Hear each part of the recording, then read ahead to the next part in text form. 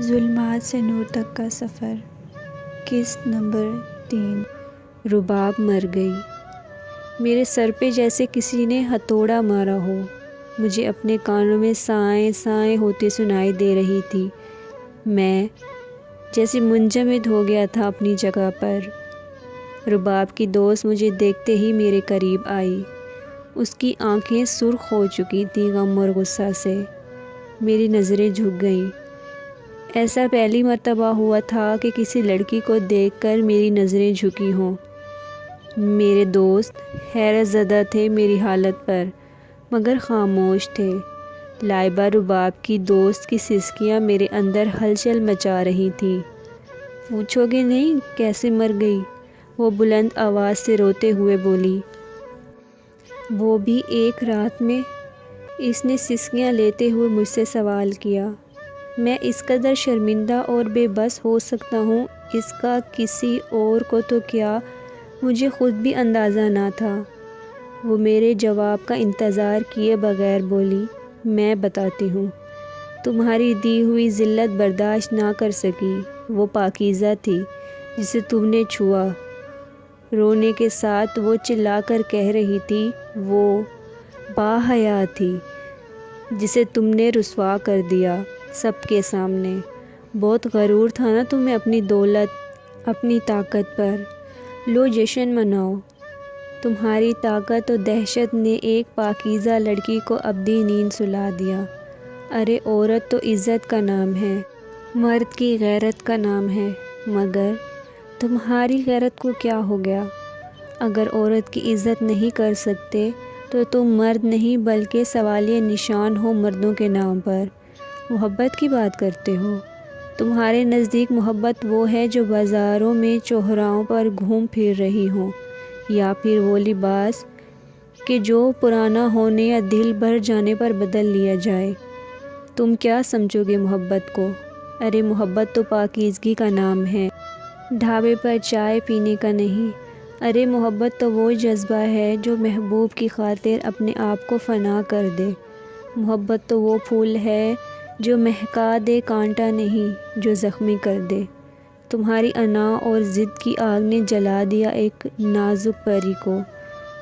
اس کی پرواز اس کا حجاب تھا، پاکیزگی تھی اس کی، جسے تم نے چھو کر میلا کر دیا۔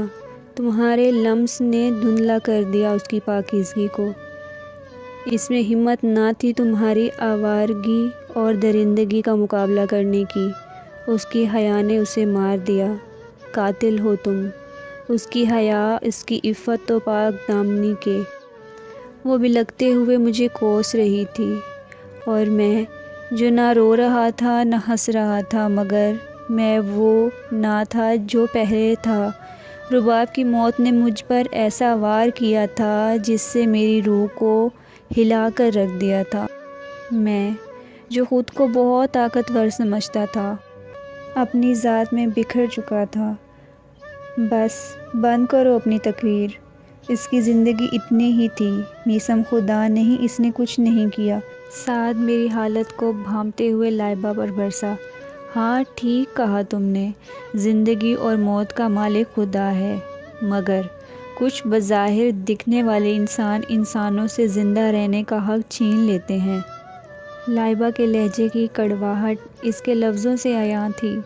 کاش تمہاری بھی کوئی بہن ہوتی میثم، تب شاید تمہیں احساس ہوتا کہ حیا پر وار ہو یا عزت پر آنچ آئے تو خودکشی کی نوبت نہیں آتی۔ باعزت انسان کے لیے عزت پر وار اسے ابدی نیند سلانے کے لیے کافی ہوتا ہے۔ ایک باحیا لڑکی کی حیا پر وار تلوار کے وار سے زیادہ گہرا گھاؤ لگاتا ہے۔ لائبہ مسلسل بول رہی تھی، اور میں جو آج تک کسی کی نہ سنی تھی، کبھی خاموشی سے گمسم کھڑا سن رہا تھا۔ مرنے والی مر گئی، دماغ خراب مت کرو ہمارا، شاہ میر مجھے وہاں سے کلاس سے باہر کھینچتے ہوئے بولا۔ میں یونیورسٹی میں ظاہری طور پر موجود تھا، فقط خیالات نہ جانے کس سمت پرواز کر رہے تھے۔ میرے اندر ایک جنگ شروع ہو چکی تھی۔ آج رات پارٹی کا کیا منصوبہ ہے؟ شاہ میر نے میرے خیال کو بدلنے کی ناکام کوشش کرتے ہوئے کہا۔ میرا انتظار مت کرنا، میں نے دو ٹوک اپنا فیصلہ سناتے ہوئے کہا۔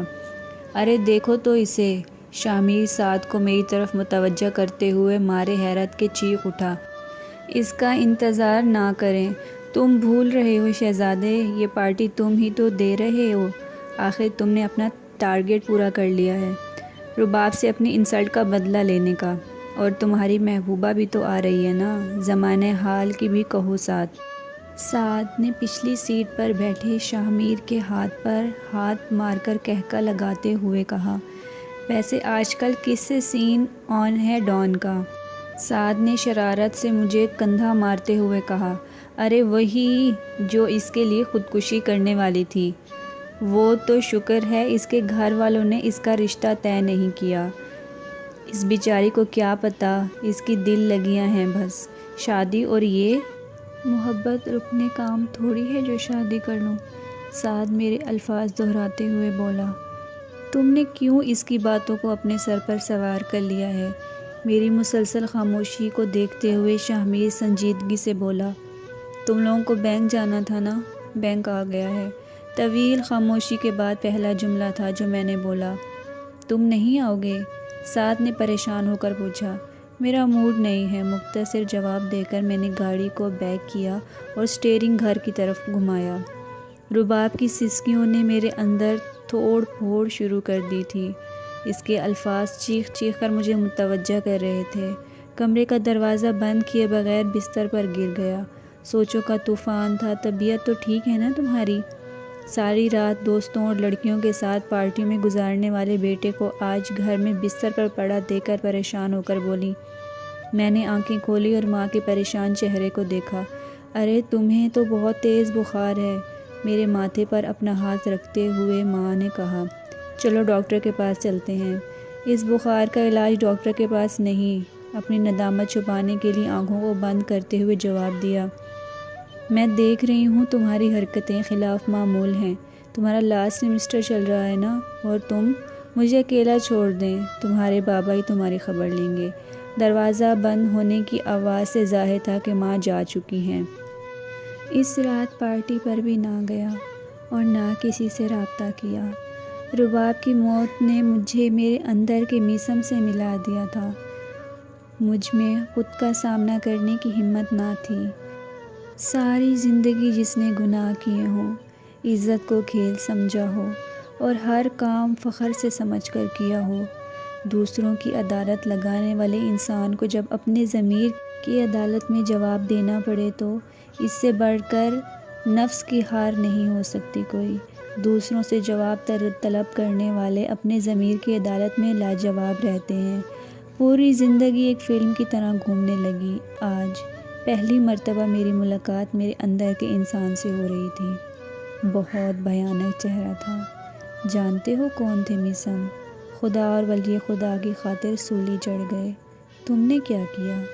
رباب کی آواز میرے کانوں میں گونج رہی تھی۔ جاری ہے ظلمات سے نور تک کا سفر۔